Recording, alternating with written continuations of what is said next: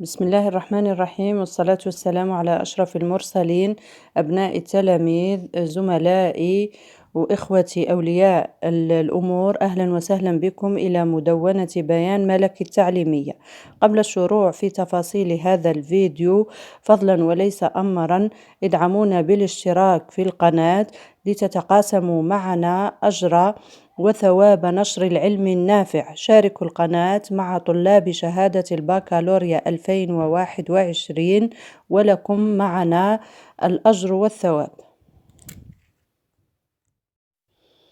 السلام عليكم من جديد. حددت وزارة التعليم العالي والبحث العلمي رزنامة التسجيلات الجامعية لحاملي البكالوريا الجدد دورة 2020، حيث تنطلق التسجيلات الأولية في 24 أكتوبر 2020 المقبل، ويكون آخر أجل للتسجيلات النهائية في 18 نوفمبر 2020 حسب ما جاء في المنشور الوزاري المتعلق بالتسجيلات الأولية لحاملي شهادة البكالوريا بعنوان السنة الجامعية 2020-2021. وحسب المنشور الوزاري الذي تم التوقيع عليه اليوم بالجزائر العاصمة، تم تحديد 4 مراحل للتسجيلات الجامعية، وذلك بعد الإعلان عن نتائج البكالوريا وحصول التلاميذ الناجحين الجدد على رقمهم الخاص من الثانوية التي يدرسون بها، والأحرار من مديرية التربية لولايتهم. وتنطلق مرحلة التسجيلات الأولية من 24 أكتوبر 2020 إلى غاية 26 أكتوبر 2020، وتتم في هذه المرحلة ملء بطاقة الرغبات وإيداعها عبر الخط من خلال موقع الويب للتسجيلات الجامعية www.orientation/easy.dz، والإعلان عن نتائج التوجيه. ويتم تأكيد التسجيلات الأولية في الفترة الممتدة ما بين 27 إلى 28 أكتوبر 2020، ويتم معالجة الرغبات في الفترة الممتدة ما بين 29 أكتوبر إلى غاية 5 نوفمبر، ويتم الإعلان عن نتائج التوجيه يوم 5 نوفمبر 2020. وحددت فترة إجراء المسابقات والمقابلات الشفوية أمام لجنة بالنسبة للفروع المعنية من يوم 6 إلى 10 نوفمبر 2020. أما فترة التسجيلات النهائية فقد حددت من 8 إلى 18 نوفمبر 2020. ومن جهة أخرى يتم وفي نفس الفترة فتح البوابة المخصصة للإيواء في الأحياء الجامعية من 25 إلى 30 نوفمبر، في حين يتم إجراء المعالجة الثانية في حالة الرسوب في الاختبارات والمقابلات وطلبات إعادة التوجيه في الفترة الممتدة ما بين 9 إلى 13 من نفس الشهر. وإليكم هذا الجدول التوضيحي، ومن خلاله نعيد تجديد ما ذكرناه سابقا. إذن الرزنامة الأولية والتسجيلات النهائية تكون أول شيء من 15 إلى 25 أكتوبر. تكون أبواب مفتوحة على مستوى مؤسسات التعليم العالي وفق النمط الافتراضي. هذه المرحلة الأولية.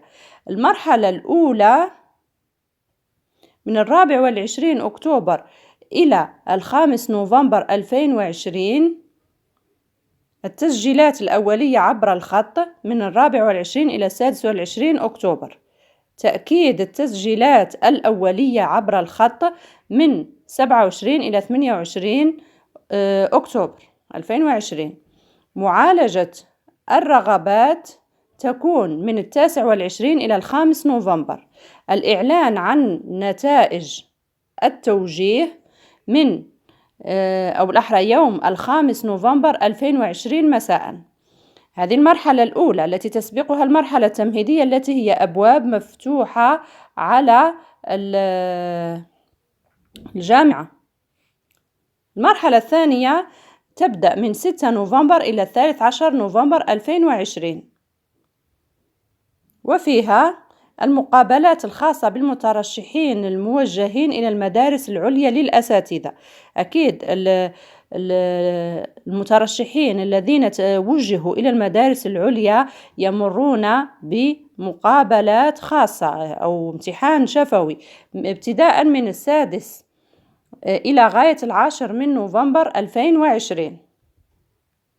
العملية الثانية المخصصة للمترشحين الذين لم يحصلوا على أي اختيار من اختياراتهم، انطلاق العملية من 6 إلى 8 من نوفمبر. المعالجة من 9 إلى غاية 13 من نوفمبر. الإعلان عن النتائج سيكون يوم 13 نوفمبر 2020 مساء. أما المرحلة الثالثة فهي للتسجيلات النهائية عبر الخط من 8 إلى 18 من نوفمبر 2020. المرحلة الرابعة معالجة الحالات الخاصة من طرف مؤسسات التعليم العالي بواسطة أرضية بروغريس من 19 إلى 25 نوفمبر 2020.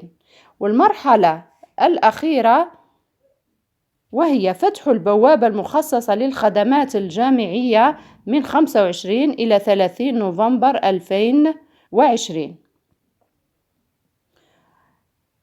أخيراً، حدد تاريخ 18 نوفمبر 2020 كآخر أجل للتسجيلات النهائية لحاملي شهادة البكالوريا الجدد بعنوان السنة الجامعية 2020-2021.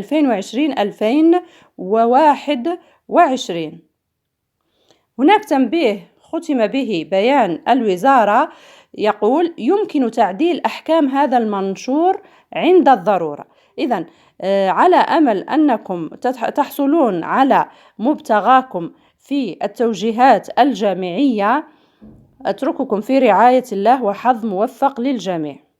لا تنسوا دعمنا بالاشتراك في القناة ومشاركتها مع طلاب البكالوريا الجدد، وبهذا تشاركوننا أجر وثواب نشر العلم النافع. في أمان الله. وفي الأخير أنوه أن مدونة بيان ملكي التعليمية هي قناة تربوية تعليمية تثقيفية هادفة تستهدف بالدرجة الأولى الطلاب شهادة البكالوريا والتعليم الثانوي بصفة عامة، كما أنها مهتمة بالشأن التربوي وتنشر كل جديد في قطاع التربية والتعليم الجزائرية. شرف لنا أن تشتركوا في القناة وتدعموها بالإعجاب وبمشاركتها مع المهتمين بالشأن التربوي وقبلهم مع طلاب شهادة البكالوريا.